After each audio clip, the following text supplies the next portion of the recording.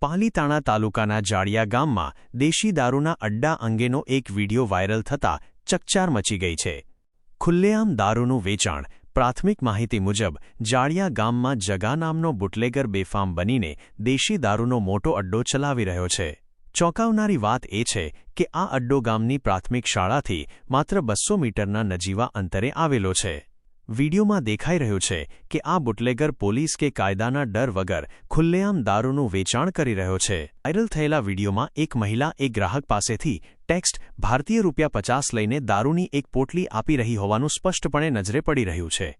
આ દૃશ્યો દર્શાવે છે કે આ વિસ્તારમાં દારૂનું વેચાણ કેટલું સરળતાથી થઈ રહ્યું છે. પોલીસની કામગીરી પર સવાલ. ગ્રામજનો અને જાગૃત નાગરિકોમાં એવી ચર્ચા છે કે શું પાલીતાણા પોલીસની નજર આ દારૂના ખુલ્લેઆમ વેચાણ પર હશે કે કેમ?